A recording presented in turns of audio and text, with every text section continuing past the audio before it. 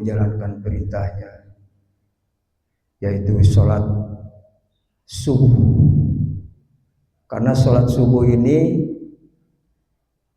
para ulama mengatakan itu fardu ain, artinya wajib dikerjakan bagi kita semua, khususnya umat Islam. Fardu ain ini wajib harus dikerjakan, dan apabila kita ini mengerjakan sholat sehari semalam yang wajib itu 5 kali, mungkin subuh, mungkin duhur, asar, maghrib, isya, maka kita akan mendapatkan pahala, akan mendapatkan kebaikan-kebaikan. Tetapi kalau kita meninggalkan sekali saja, maka ini akan mendapatkan kerugian. Bahkan kita ini, kata para ulama, orang yang pernah meninggalkan sholat 1 kali saja seperti halnya ketinggalan keluarganya, kehilangan keluarganya, ya, istrinya nggak ada, anaknya nggak ada, hartanya habis, seperti itu. Saking menyesalnya meninggalkan sholat yang wajib, begitu Pak. Jadi mudah-mudahan kita ini sholat yang wajib ini harus diusahakan Pak. Kalau kita membandingkan kepada dunia, ya seperti tadi itu, seperti kita kehilangan harta kita, istri kita hilang, tahu kemana gitu kan, anak kita yang senang kita disenangi, dimanja, hilang, harta kita yang mewah hilang. Oleh karena itu mari kita bersama-sama kita merenung dan berpikir sebaik-baiknya dengan positif. Berjamaah subuh ini atau maghrib atau isya, ini contoh baginda Rasul nih Pak. Baginda Rasul ini selama mendirikan menjalankan sholat nggak pernah meninggalkan berjamaah. Kalau kita memang mahabbah kepada baginda Rasul atau cinta kepada Rasul atau mau pakai contoh Rasul yang dikatakan para ulama itu sunnah Rasul, maka kita harus diusahakan sholat berjamaah gitu Pak. Insya Allah kalau kita ini punya niat ke situ, mau mendapatkan syafaat dari baginda Rasul, sholat berjamaah di mana aja kita sedang bekerja di Jakarta mungkin, diusahakan sholat berjamaah, atau sedang di jalan ada orang 1 orang yang sholatnya ketinggalan, kita ikut berjamaah. Jangan masing-masing sholat, ada yang di sana udah ada yang sholat, kita sholat lagi di sebelah sana. Itu tidak boleh seperti itu. Jadi kita berjamaah. Banyak caranya kita supaya berjamaah. Yang lebih afdal di tempat kita sendiri, di masjid kita ini, nah gitu Pak. Itu lebih afdol lagi. Kalau ini semua orang kita di sini punya niat ke situ, mau mendapatkan syafaat dari baginda Rasul, karena ini sunnah Rasul, ini pasti penuh nih masjid nih Pak. Semuanya pasti sholat berjamaah yang ada di rumah, apalagi hari Sabtu atau hari Minggu. Orang pada libur rata-rata. Penuh ini seperti hari Jumat Pak. Itu yang diinginkan oleh baginda Rasul seperti itu gitu. Namanya menghidupkan, memakmurkan masjid gitu Pak. Ada tuh di kampung saya tuh di Cianjur Pak, maghrib penuh, isya penuh, subuh juga penuh. Itu seperti hari Jumat aja penuh terus gitu, karena dia yakin dan percaya kepada sunnah Rasul gitu. Karena ini sunat muakkad namanya. Sunat muakkad itu hampir wajib, adik kakak, yang wajib itu wajib, yang sunat muakkad itu memang contohnya Rasul. Nah contohnya Rasulnya inilah yang harus kita kerjakan. Karena kita harus mengikuti perintah Allah dan perintah Rasul, begitu Pak. Itu pengertian agama. Wa atiullahi wa rasul. Ikutilah perintah Allah dan ikuti perintah Rasul. Kalau kita salah satunya pincang, hanya mengandalkan perintah Allah saja, maka bagaimana kita mendapat syafaat dari baginda Rasul? Kan begitu. Makanya diperintahkan untuk dihidupkan ini sunnah Rasul. Insya Allah Pak ya. Mudah-mudahan kita ini diberi kebahagiaan, keselamatan, di dunia ini sampai di hari kemudian nanti. Dan kita banyak-banyak mendoa Pak ya. Saya terutama kepada bapak-bapak yang ada di masjid ini, sebetulnya saya ingin, karena kita juga jangan lupa, saya maaf Pak ya, saya ini sebagai penasehat di masjid ini dari zaman Mbah Mangsur sampai sekarang. Alhamdulillah masyarakat, bukan saya mau jadi penasehat, saya juga kalau bisa dinasihatin orang Pak, tapi ini udah menjadi kewajiban saya, dapat mandat dari ketua. Apa yang mau dikasihkan kepada masyarakat saya? Ya paling tidak saya mengajak sholat berjamaah aja di masjid gitu. Nasihat saya gitu aja gitu. Mau yang pinter silahkan, mau yang nggak pinter silahkan. Yang nggak paham agama sama sekali juga ikut berjamaah begitu maunya. Dan kita mohon kepada Allah, doakan orang-orang yang pernah berjuang di masjid ini Pak. Karena kita tidak mungkin ada di masjid ini kalau ini masjid nggak ada yang perjuangkan Pak dulu ini. Bahkan katanya nih orang semua yang namanya orang sini Pak, maaf nih Pak ya kita ngobrol kronologi masjid. Makanya alhamdulillah kita syukur kepada Allah dan bersyukur juga kepada orang yang memberikan syariat ini. Gitu. Jangan lupa gitu. Kalau bahasa orang premannya jangan lupa kulitnya gitu kan. Maksudnya kan begitu. Nah, kita doakan orang-orang yang berjuang di sini. Yang saya tahu dulu yang berjuang di sini itu kan banyak Pak. Mungkin yang lainnya udah pada kembali, udah pada meninggal dunia, doakan sama kita. Karena itu saudara kita dan dia punya jasa mendirikan masjid ini. Mudah-mudahan mereka ini mendapatkan keselamatan di alam sana gitu. Coba kita bacakan Fatihah dulu sekali saja untuk orang-orang yang punya perjuangan di sini. Kita ingat, jangan lupa kepada orang-orang yang berjuang. A'udzubillahi minasyaitonirrajim. Bismillahirrahmanirrahim. Ila hadratin Nabi Mustafa Muhammad Rasulullah SAW. Wabil khusus kepada bapak-bapak almarhum yang telah berjuang di masjid ini. Syai'ulahumul Fatihah. A'udzubillahi minasyaitonirrajim. Bismillahirrahmanirrahim. Alhamdulillahirabbil alamin arrahmanirrahim maliki yaumiddin. Iyyaka na'budu wa iyyaka nasta'in ihdinas siratal mustaqim. Siratal ladzina an'amta 'alaihim ghairil maghdubi 'alaihim waladdallin. Terima kasih kepada Bapak-bapak. Mudah-mudahan dengan amal kebaikan kita saling mendoakan, baik mendoakan yang masih hidup ataupun yang sudah meninggal dunia, ini semuanya akan mendapatkan pahala. Kita akan mendapatkan syafaat dari baginda kita Nabi Muhammad SAW wa ala bisaid. Hadirin yang dimuliakan Allah Subhanahu wa taala, mudah-mudahan tema di malam subuh ini kami akan membacakan firman Allah Subhanahu wa taala yang ada di dalam surat Al-A'raf ayat 172. Itu dengan tema ada dua golongan makhluk yang merugi atau yang celaka gitu Pak ya. Nah, kalau bilang yang celaka kayaknya kebangetan amat. Paling tidak yang rugi. Tapi di dalam Al-Quran udah jelas dijelaskan seperti itu. Salawat serta salam mari kita limpahkan dan curahkan kehadiran baginda kita Nabi Muhammad sallallahu alaihi wasallam juga kepada keluarganya, para sahabatnya, kepada seluruh umatnya yang mengikuti jejaknya. Mudah-mudahan termasuk kita ada di dalam golongannya. A'udzubillahi minasyaitonirrajim. Bismillahirrahmanirrahim. Walaqad darana li jahannama katsiran minal jinni wal insi lahum qulubun la yafqahuna biha wa lahum a'yunun la yubsiruna biha wa lahum adanun la yasma'una biha. Ulaika kal amibahum adol wa ulaika humul ghafilun.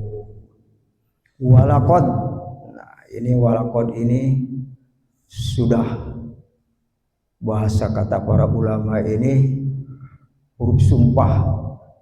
Sungguh kata Allah, neraka ini akan diisi dengan dua makhluk, yaitu dua golongan makhluk. Yang pertama dari golongan jin, yang kedua dari golongan manusia. Dua makhluk itu.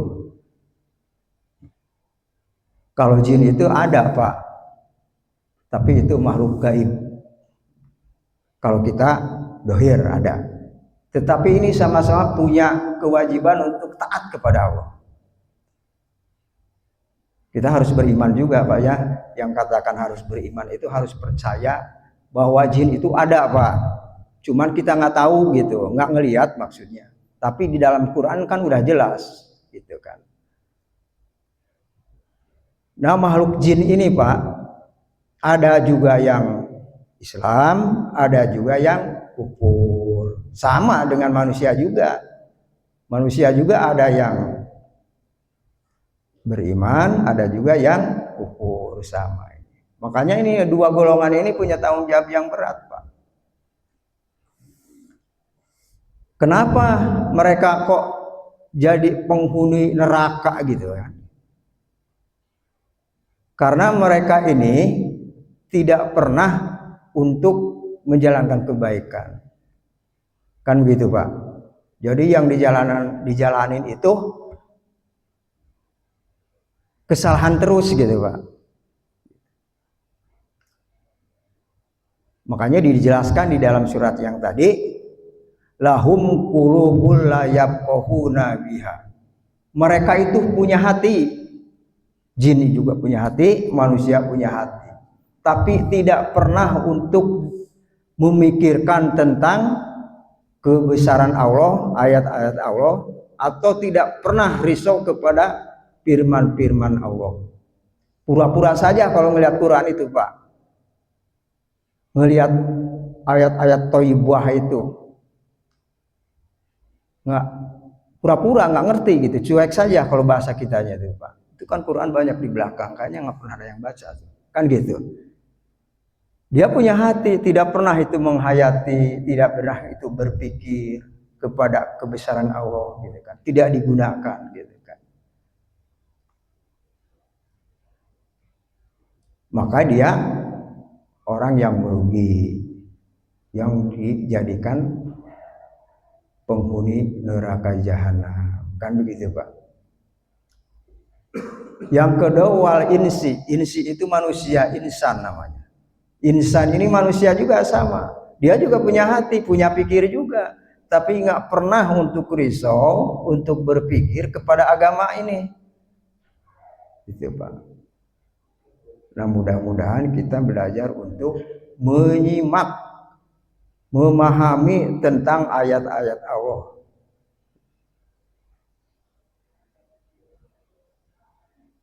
Insya Allah kalau kita selalu belajar untuk memperhatikan tentang agama kita yang didasarkan kepada Al-Quran maupun Sunnah, insya Allah kita bisa untuk menjalankan perintahnya, menjauhi seluruh larangannya. Yang kedua, lahum qulubi la yubsiruna biha. Yang kedua, dan mereka juga punya mata Pak. Ini punya mata nih, kayak kita ini punya mata, tapi tidak mau memanfaatkan mata itu Pak. Kalau ngelihat Quran kayaknya puyeng kepala itunya, kepalanya langsung. Nggak seneng aja dengan Al-Quran itu kan. Gitu kan. Tapi mudah-mudahan kita ini harus cinta kepada Al-Quran, kan gitu, seneng melihat Al-Quran. Walaupun hanya satu alif aja, satu huruf saja. Kata baginda Rasul nih, orang kalau membaca satu huruf saja, ini akan mendapatkan balasan satu ekor sapi yang paling besar Pak. Ada sapi yang harga sekitar 70 juta itu pahalanya Pak. Kalau alif lam mim itu berapa huruf? 3 apa 2 apa 4? 3 lah katakan, alif lam mim 3. Itu dapat 3 biji sapi yang besar itu Pak, yang 50 berarti jumlahnya 150 juta Pak keuntungannya. Yakin nggak? Percaya nggak? Kita mau nggak mau harus yakin dan percaya karena itu Al-Quran udah jelas, nggak bakalan bohong gitu. Kan gitu Pak. Makanya kita perlu juga belajar kepada keimanan. Alif lam mim gitu kan. Memang kita para ulama belum bisa menerangkan yang jelas, hanya Allah lah yang tahu semua urusan di dalam Al-Quran. Dalikal kitabu, ini kitab, la raiba, tidak ada keraguan, fihi, di dalam Al-Qur'an itu, hudalil muttaqin, untuk orang-orang yang bertakwa. Jadi orang-orang yang bertakwa ini pasti paham dengan tujuan maksud Quran ini, gitu kan Pak ya. La raiba, tidak ada keraguan sama sekali, ini benar Al-Qur'an itu. Gitu. Nah, kita punya mata tidak pernah tidak mau untuk belajar Al-Qur'an atau melihat tanda-tanda kebesaran Allah. Kita lihat Pak, ada pohon yang besar di gunung. Gimana kita? Subhanallah, kekuasaan Allah ini kok dari tanah keluar, terus dari kecil sampai besar, sampai ada pohon yang segitu besarnya. Itu kekuasaan Allah, kebesaran Allah. Kok kita nggak bisa tuh bikin pohon itu, kan gitu? Karena kita mah nggak ada kekuasaan, namanya manusia. Cuma diperintahkan untuk melihat tanda-tandanya aja kekuasaan Allah. Jadi digunakan mata kita untuk melihat tanda-tanda kebesaran Allah. Ada laut, airnya dari batas ini sampai batas sana, kurang lebih mungkin berapa ribu kilo laut itu. Kita baca subhanallah, Allah itu kuasa, manusia ini tidak kuasa. Dari mana itu air laut? Bagaimana cara bikinnya? Tapi kita jangan menanyakan sampai di situ-situ, nggak bakalan paham. Sudahlah, itu kekuasaan Allah, kebesaran Allah. Kan gitu maksudnya. Terus apapun yang ada di muka bumi ini kita dilihat, kita tafakur, kita tadabur, kembalikan kepada mata kita. Insya Allah kita akan punya kepahaman agama. Yang ketiga, lahum adanul la yasma'una biha. Kita punya telinga nih Pak. Bagaimana nih telinga kita ini? Sering nggak mendengarkan yang mengalunkan Al-Quran, membaca Al-Quran, membacakan firman Allah? Senang atau enggak kepada orang-orang yang sering menyampaikan tausiah berdasarkan Al-Quran? Biasanya kita senangnya kalau ngedengarin dulu, saya waktu masih muda itu sama Al-Quran itu ya nggak seneng lah ngedengarannya, juga berisik. Ada yang adan aja kadang-kadang saya ngomel gitu. Berisik subuh-subuh udah azan gitu. Tapi kalau ngedengarin itu lagu Oma Irama seneng banget saya tuh, gitu kan. Sampai joget-joget badannya itu, sampai dihayati benar-benar. Gitu Pak. Kenapa kok bisa begitu nih manusia? Telinganya itu beda gitu keinginannya. Karena manusia ini memang diberikan sama Allah itu punya akal, punya nafsu. Beda dengan jin yang tadi. Gitu. Kalau jin itu nggak punya akal, dia hanya nafsunya saja. Gitu. Kalau jin itu kalau diperintahkan sama Allah itu taat benar-benar, nggak pernah itu mengecewakan Allah. La ya'sunallaha ma amarahum ma yaf'aluna ma yu'marun. Kata Allah itu di dalam Al-Quran, kalau jin itu diperintahkan untuk sujud sampai 200-300 tahun sujud saja, kalau Allah belum memerintahkan bangun gitu. Itu kerjanya Pak. Kalau bahasa kitanya mah kalau suruh dikir ya dikir aja gitu. Katakanlah dikir mengingat Allah Subhanahu wa taala, ilaha illallah, itu tuh terus aja. Kalau belum ada yang negor, udah enggak, terus aja. Saking taatnya kepada Allah. Itu kan Pak.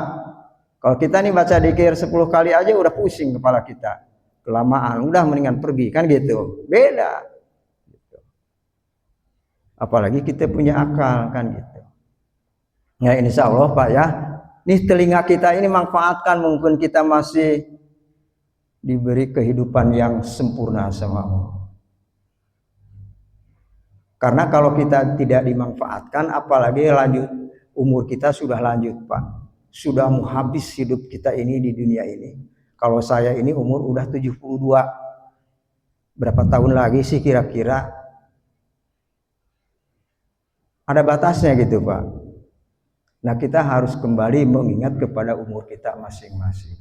Yang paling bagus kata baginda Rasul, bagaimana ingat kepada Allah, ibadah kepada Allah, mengamalkan keimanan dan amal soleh. Yang lebih bagus itu anak muda Pak, sebetulnya bukan orang tua. Yang masih muda, umur muda sekitar 25, 30, 40. Itu yang lebih bagus gitu. Kalau sudah tua nggak kepanggil bagus. Memang udah tua, wajar lah dia mau ibadah, mau sholat. Udah menerima gitu. Jadi nilainya kurang gitu. Tapi mudah-mudahan Pak ya, kita syukur aja lah. Kita dikasih kesempatan, kita taat kepada Allah ini sudah punya umur yang lagi. Karena semua amal perbuatan kita kalau disyukuri, maka ini kita akan mendapatkan kebarokahan. La in syakartum la adinakum la in kafartum inna adzabi lasadid. Dan apabila kita menyukuri nikmat yang diberikan Allah kepada kita, maka Allah akan tambahkan kenikmatan itu.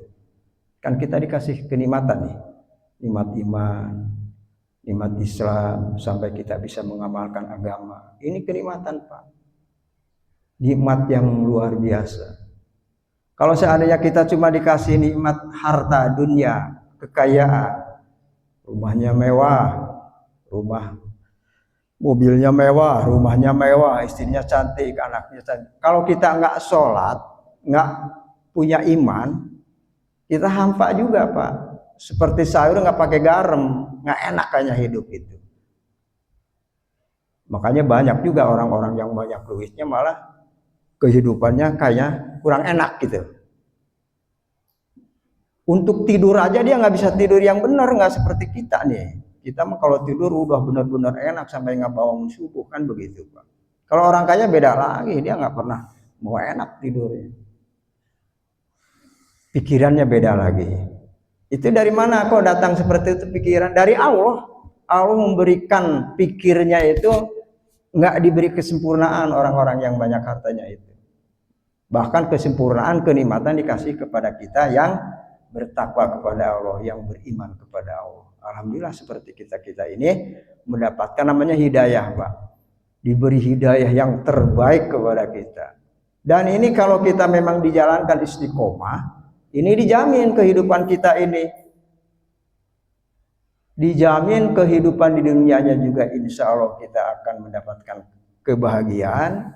Di akhirat pun kita akan mendapatkan kebahagiaan. Itu yang kita tuju, dua perkara.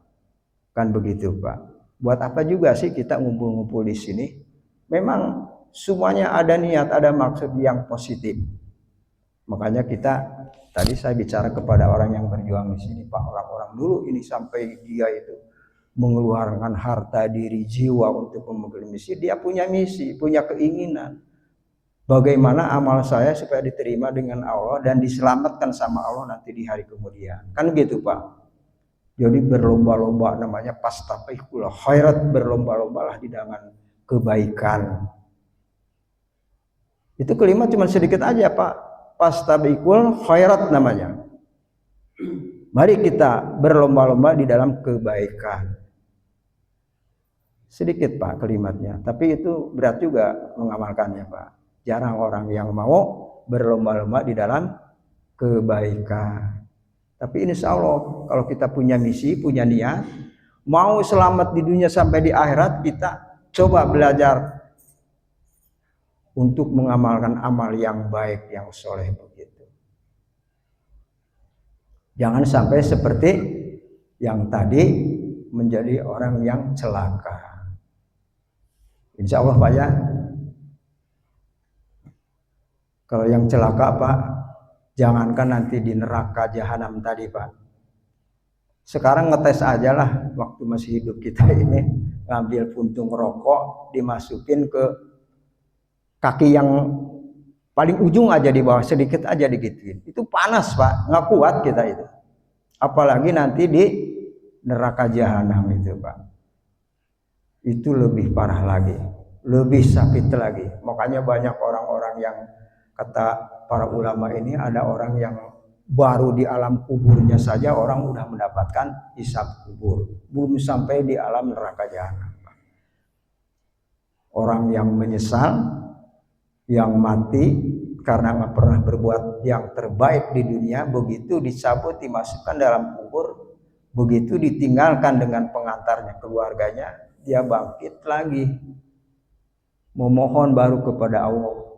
Kalau waktu hidup di dunia nggak pernah memohon kepada Allah gitu. Padahal waktu hidup di dunia ini mau sholat, mau dzikir, mau beramal baik, gampang, disilahkan sebanyak-banyaknya, nggak usah minta-minta, gitu kan Pak. Tapi kalau orang udah meninggal itu memohon sampai nangis-nangis, mau sholat, mau beramal, mau sedekah, dipinta gitu, aneh gitu kan. Kenapa waktu di dunia kok nggak pernah gitu minta mau beramal, minta mau sedekah? Enggak. Begitu meninggal, mati, berhadapan dengan para malaikat, baru di situ dia memohon kepada Allah, ya Allah saya bangunin sebentar saja, nggak usah lama-lama nih, 1 jam, 2 jam, atau 1 hari aja hidup. Itu harta saya yang di dunia itu akan disedekahkan semuanya gitu. Akan saya sholat terus 1 hari itu. Itu mohon itu kepada Allah itu. Meminta sampai nangis-nangis mau beribadah. Sebetulnya kita nih kalau mau nangis-nangis mau ibadah itu pun sekarang nih pun hidup, ya Allah. Saya mohon minta diberi kekuatan untuk ibadah, bangun subuh yang tepat, duhur yang tepat, asar yang tepat. Seharusnya sekarang tuh minta seperti itu gitu. Mau sedekah, mau amal baik terhadap manusia, kan gitu Pak. Insya Allah Pak ya, kita kepemahaman agama seperti itu. Karena hidup di dunia ini maupun di dunia maupun di akhirat tanpa kita mengikuti firman-firman Allah yang berdasarkan Al-Quran dan hadis, maka kita akan salah. Karena Quran ini salah satu patokan, salah satu jalan untuk kehidupan manusia, namanya panduan. Di dalam Al-Quran diterangkan, A'udzubillahi minasyaitonirrajim, Bismillahirrahmanirrahim, duribat alaihimud dillati aina masukuitu ila bihabli minallah habli minan nas. Manusia ini semuanya akan diberikan kesusahan, kehinaan, kesengsaraan. Resah aja hidupnya. Jadi tidak pernah untuk hidup yang sejahtera Pak. Ada orang yang diberi mobil 1 mau jadi 2, udah 2 mau juga 3 gitu. Terus aja ribet gitu kehidupannya. Kenapa? Kecuali orang-orang yang mau ila bihabli minallah, mau selalu berhubungan, selalu istiqomah kepada Allah Subhanahu wa taala. Wa habli minan nas, dan dia mau bergaul atau terus kita banyak-banyak silaturahmi tentang kebaikan terhadap manusia. Jadi 2 ini harus kita jalanin. Hidup di dunia banyak-banyak taat kepada Allah. Terus yang kedua harus banyak-banyak hubungan terhadap sesama manusia, siapapun orangnya nih Pak. Mau orang Jawa, mau orang Sumatera, sama-sama manusia. Perlu kita banyak-banyak mendekatkan silaturahmi terhadap, apalagi kita sebagai orang Islam. Orang Islam ini saudara semuanya Pak, walaupun itu tidak satu kandung atau tidak satu bapak. Itu namanya saudara kita semua, perlu kita hargai, perlu kita hormati, perlu kita ajak. Seperti kita ngelihat anak kita ada di atas gunung Pak. Kalau anak kita sudah ada di atas gunung, di bawahnya ada jurang, kita harus ngeri itu akan jatuh ke jurang itu.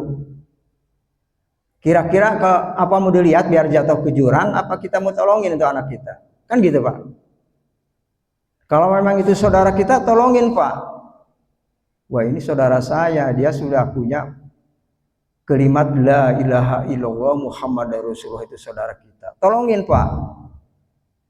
Maksudnya nolonginnya seperti apa sih Pak? Kalau dia malas ke masjid, ya kasih tahu, ajak, tapi jangan dimarah-marah. Ngajaknya yang terbaik gitu Pak. Yang ikrom, namanya ikrom kita sama. Selamatkan mereka itu. Jangan sampai nanti dia menjadi penyesalan. Hadirin yang dimuliakan Allah Subhanahu wa taala. Ada di dalam hadis baginda Rasul, diterangkan Bismillahirrahmanirrahim, idza adamat ummati dunya nujiat minha habitul islam wa idal tarokatil amru bil ma'rufi wa nahyi anil munkar hurimat tarokatil wahyi wa idza tasabat ummati saqabat min aidillah. Kata baginda Rasul, dan apabila ini manusia semuanya sudah mengagungkan tentang dunia, mengagungkan dunia, memanjak dunia, mentuhankan dunia, maka orang ini tidak akan mendapatkan wahyu atau kebarukan dari Allah Subhanahu wa taala. Ada contohnya orang yang enggak mendapatkan barokah, tidak pernah cukup, nafsunya terus melambung. Ada di zaman dulu itu namanya Fir'aun, Pak.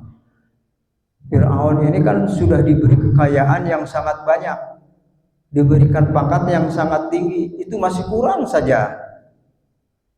Kata para ulama, katanya kuncinya gudangnya itu untuk kekayaannya itu nggak cukup dengan 2-3 ontak di bawahnya.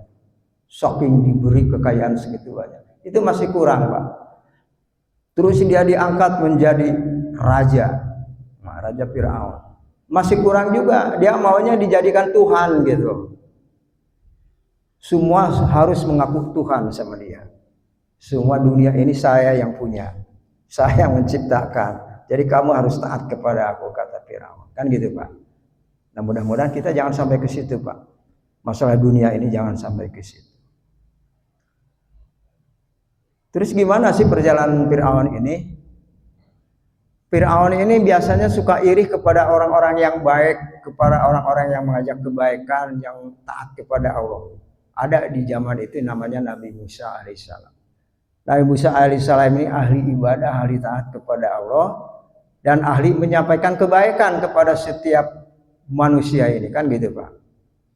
Nah, Firaun ini diajak untuk kebaikan-kebaikan, malah mau dibunuhnya, dikejarnya. Ya, orang rombongan Nabi Musa ya pada lari dikejar dengan Firaun, kan, Pak. Udah sampai di pinggir laut, udah putus asa.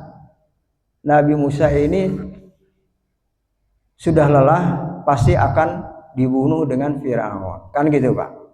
Tapi karena dia punya keyakinan kepada Allah dan ini kebenaran harus disampaikan, pasti Allah akan menolong Nabi Musa. Maka Nabi Musa disitulah berdoa kayak gitu. Kata Allah, wahai Musa, coba kamu itu tongkat buat apa sih? Dibawa terus tongkat itu, coba pukulinlah ke laut, dipukulin ke laut supaya selamat.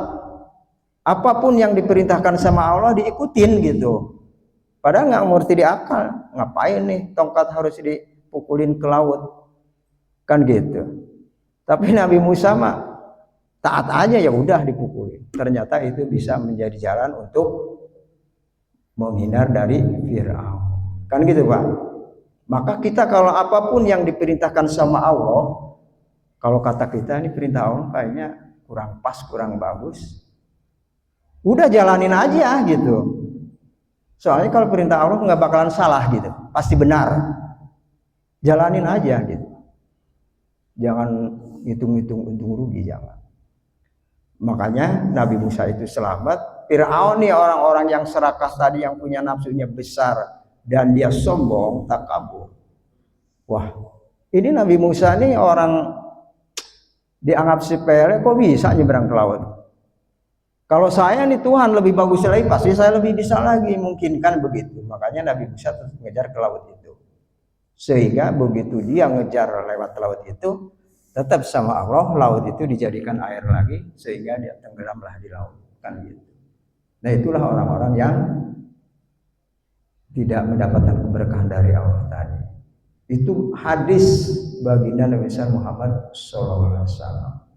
Jadi kita tidak akan mendapatkan keberkahan kalau kita selalu mengagungkan dunia. Yang perlu gimana? Yang mau diagungkan itu Allah Subhanahu wa taala, bukan dunia gitu.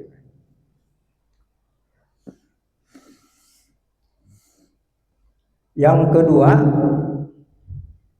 hurimat barokatil wahyu. Kita semuanya Pak susah untuk mendapatkan hidayah. Karena hidayah juga perlu harus diusahakan. Banyak orang yang mau mengadakan pengajian, kumpul-kumpul, tapi nggak masuk di pikiran dia. Hidayah itu nggak masuk gitu. Gitu Pak Baja. Bahkan males untuk mendengarkannya juga kan gitu. Karena hidayah ini mahal. Tapi mudah-mudahan kalau kita masih mau untuk menjalankan syariat agama, enak gak enak, kita jalankan, maka kita akan mendapatkan hidayah, tidak akan tertentu. Yang ketiga, wa idza tasabat ummati sababat min ainilah, dan apabila ini manusia semuanya sudah banyak masalah dengan teman, dengan saudara, saling caci mencaci, saling hasut menghasut, saling menjelekkan, saling sikut mensikut, maka Allah tidak memandang kepada orang-orang seperti ini. Nah ini mudah-mudahan kita jangan sampai, apalagi di masjid Pak, mau ibadah kepada Allah, jangan sampai kita punya niat yang tidak baik. Mau sholat tapi hatinya mau ngikut orang, itu nggak boleh. Jadi benar-benar kita kalau mau sholat ini, mau ibadah kepada Allah, untuk mencari keridhaan Allah Subhanahu wa Ta'ala. Siapapun orangnya, mau yang bodoh, yang pinter, sekalipun ustadz, kalau dia hanya mengikut orang, mencari ketenaran orang, mau dipuji orang, maka ini akan sia-sia Pak. Tetapi kalau orangnya bukan ustadz, hanya biasa-biasa saja, pengetahuannya di bawah ustadz, tapi mencari keridhaan Allah, maka ini akan diterima sama Allah. Jadi jangan keliru Pak. Jangan kita menjalankan Pak Ustadz aja yang bakal dapat selamat. Nggak mungkin. Tergantung inama amalu niat. Niatnya sejauh mana, sampai di mana, seperti apa. Kalau niatnya memang mau ibadah kepada Allah yang benar, maka Allah akan menerima yang benar. Kalau kita punya niat untuk biasanya mau dipuji orang, nah itu maka kita akan jadi masalah. Kan begitu Pak. Mari kita untuk meluruskan niat. Namanya tasihun niat. Luruskan niat kita benar-benar untuk ibadah kepada Allah. Jangan kita sedikit pun ada di dalam hati itu mengeluarkan kesombongan di dalam ibadah ini. Baginda Rasul bersabda di dalam hadisnya, innallaha la yanzuru ila suwarikum wa amwalikum walakin yanzuru ila qulubikum wa amalikum. Sesungguhnya Allah Subhanahu wa Ta'ala itu tidak menerima ibadah manusia itu kecuali dia menerima dengan hati yang tulus, amal yang baik. Begitu Pak. Makanya kita perlu meluruskan niat. Jangan kita ini, soalnya saya juga kasihan juga Pak, banyak juga orang yang ahli ibadah ke masjid ini hanya mencari ketenaran saja gitu. Mau dipuji orang aja. Bahkan saling mensikut-sikut, itu nggak boleh Pak. Mari kita luruskan untuk beribadah. Yang khusyuk, yang tawadu, mencari ridha Allah Subhanahu wa Ta'ala. Bapak-bapak yang sholat boleh, kalau datang ke masjid ini Pak, langsung kita ke depan aja, penuhin itu baris depan. Jangan ragu-ragu Pak. Ini beda juga pahalanya Pak. Dari kanan sono sampai kiri itu beda-beda pahalanya. Karena Allah Maha tahu. Allah yang dilihat itu hanya amal perbuatan dan hatinya yang benar. Begitu Pak ya. Insya Allah Pak, kita belajar agama ini jangan hanya kulitnya saja, harus sampai di dalam isinya. Kata para ulama itu diibaratkan begini Pak. Ada satu buah pisang Ambon, ada kulit, ada isi kan Pak gitu ya. Kalau kita nggak menjamu tamu kita dengan pisang, dibuka kulitnya, hanya isinya saja dipersilahkan, kayaknya itu tamu ragu-ragu gitu untuk makannya gitu, takutnya kotor apa bagaimana gitu, kurang pas gitu. Padahal itu hatinya yang bagus gitu dalamnya, gitu Pak. Tapi tetap si tamu itu kurang pas, ragu-ragu tetap. atau diberi kulitnya saja gitu, nggak ada isinya gitu. Nah kayak zaman sekarang kan cari ilmu hanya kulitnya saja gitu. Nggak mau lagi itu makannya, ngapain kulitnya kan begitu. Nah ibadah kepada Allah itu harus ada kulitnya, ada isinya gitu. Jasmaninya kita memang bagus, bahkan apa ya, kalau kita bicara tentang kebersihan, makanya kan kalau sholat disuruh wudhu dulu Pak, biar bersih, badannya diwuduin, kan gitu Pak, pakaiannya dibersihin, jangan sampai kena najis, kan gitu maksudnya. Terus hatinya juga sama, harus yang bersih, yang bagus, niatnya yang ikhlas, kan begitu. Nah ibadah kepada Allah seperti itu. Jadi maunya gimana maksudnya, kulitnya apa dagingnya? Kan ada orang yang bicara begitu, yang penting hatinya loh, kan gitu. Ada juga yang penting kulitnya loh, kan gitu. Syariat kata, siar agama kulitnya. Sampai kalau ada pengajian yang akbar itu rame-rame itu, kan kulitnya aja. Itu siar katanya. Tapi hatinya lain lagi kan gitu. Nah yang diinginkan sama Allah itu ada kulit, ada isi. Jadi komplit. Jelaslah tamu itu makan pisangnya enak, dibuka sendiri, langsung dimakan. Itu ibadah kepada Allah seperti itu. Jasmani kita ini juga ikhlas dan benar-benar ngikutin syariat, perintah agama kita. Hati kita juga ngikutin apa yang diperintahkan oleh Allah Subhanahu wa taala dan Rasul. Demikianlah yang saya sampaikan, mudah-mudahan ini Pak ada manfaatnya. Ini Pak kalau seandainya salah, ini datangnya dari saya pribadi nih Pak, karena mungkin kebodohan saya. Kalau memang bagus, ini datanya dari Allah Subhanahu wa taala.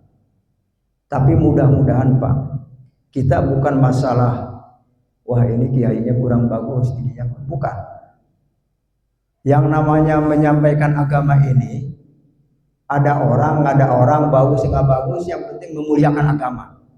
Dimuliakan aja agama ini, tawadu, sopan, ikutin aja itu agama, kan gitu. Seperti sholat Pak, sholat berjamaah ini Pak, kan kalau imamnya di depan kurang bagus juga, yang di depan hatinya lain lagi. Ah saya nggak cocok tuh, imamnya nggak bagus, kan gitu Pak. Kalau imamnya yang bagus baru dia cocok, kan gitu. Tapi nggak ke situ Pak. Kalau nanya mas sholat berjamaah ini Pak, imamnya mau bagus nggak bagus, yang di belakang juga sama nggak bagus, tapi Allah seneng dan Rasul juga ridho dengan orang-orang yang berjamaah. Makanya dikasih nilai 27 derajat, kan gitu Pak. Jadi yang pintar 27 derajat, yang ustadz yang pintar 27 derajat, yang nggak bisa juga bukan ustadz 27 derajat, sama nilainya. Begitu Pak kalau sholat, seperti sholat ibadah itu seperti itu. Jadi kalau mencari ilmu ini, tolabul ilmi ini, enak nggak enak, seneng nggak seneng, kita muliakan aja itu agama, ikutin aja itu agama. Gitu. Cuman kalau udah keterlaluan juga ya gurunya harus tegur juga, dikasih tahu. Kalau memang salah jangan juga. Gitu. Selama itu berdasarkan Al-Quran dan hadis, tidak melenceng dari realnya, maka kita ikutin. Itu aja Pak. Punya niat, kalau enggak, katakanlah saya ini punya niat untuk membangun masjid Pak.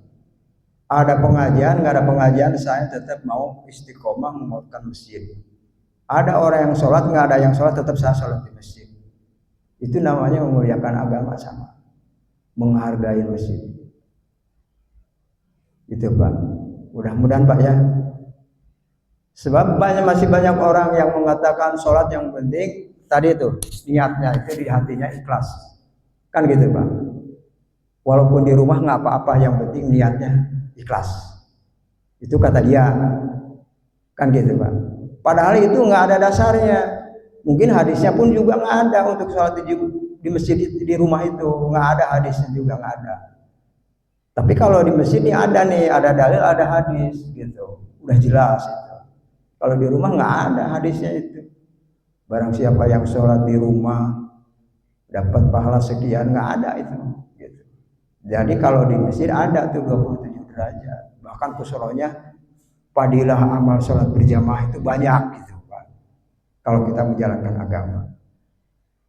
Para ulama mengatakan sholat berjamaah nggak ketinggalan. Di dalam 40 hari berjamaah terus, maka ini orang akan mendapatkan keuntungan 2 perkara. dijauhkan dengan siksa api neraka, dijauhkan dengan sifat-sifat munafik. Insya Allah Pak ya, kita jangan sampai jadi orang yang munafik Pak. Munafik itu nggak enak gitu. Kalau ada yang mengatakan yang baik-baik nggak seneng, namanya orang munafik gitu. Ada lagi nih para ulama mengatakan barang siapa yang menjalankan sholat dari semenjak sholat sampai mati nggak pernah ketinggalan berjamaah, 5 perkara dapat keuntungannya. Hidup di dunianya ya enak, sama Allah diberikan kemudahan dari semua masalahnya. Di alam kuburnya seperti satu malam pengantin, nggak pernah ada pertanyaan dari apa malaikat ajab atau munakir itu kan. Lewat Shiratal Mustaqim itu seperti kilat yang menyambar, kan gitu Pak. Sampai di sana dimasukkan dalam surganya Allah, tidak ada pertanyaan sama sekali, selamat lolos. Itu kalau kita kuat untuk menjalankan sholat istiqomah selama hidup kita.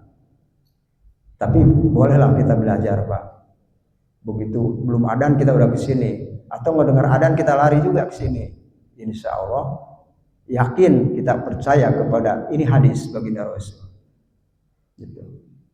Supaya kita diselamatkan masuk ke ujungnya sana itu di jalan Shiratal Mustaqim itu. Begitu nyampe Pak nggak ditanya dengan malaikat ajab itu, langsung aja masuk. Silahkan pilih itu surga pintunya 8, neraka pintunya 7, mau yang mana? Nomor 1, nomor 2, nomor 3 itu surga, masuk aja. Itu Pak ya. Supaya kita khusyuk nih sholat Pak. Sholat kalau nggak tahu padilahnya, keuntungannya kita juga yang nggak khusyuk juga, cuma ikut-ikutan aja sholat ya sholat gitu. Padahal kita harus ada yang dikejar. Kata baginda Rasul, sholat 40 kali aja nggak pernah ketinggalan berjamaah, maka dapat 2 keuntungan. Itu harus percaya. Atau selama hidupnya kita akan mendapatkan kehidupan yang enak, kan begitu Pak. Itu kejar gitu Pak. Tahu padilahnya, tahu maknanya. Kalau nggak dikasih tahu gitu ya orang sholat malas kayaknya gitu. Tapi tetap kita diakhiri dengan keikhlasan semata-mata menuju ridho Allah Subhanahu Wa Taala. Insya Allah Pak ya. Mari kita ditutup dengan doa kifarat majelis. Bismillahirrahmanirrahim. Subhanallah wa bihamdihi, subhanallah, asyhadu an la ilaha illa anta, astaghfiruka wa atubu ilaik. Assalamualaikum warahmatullahi wabarakatuh.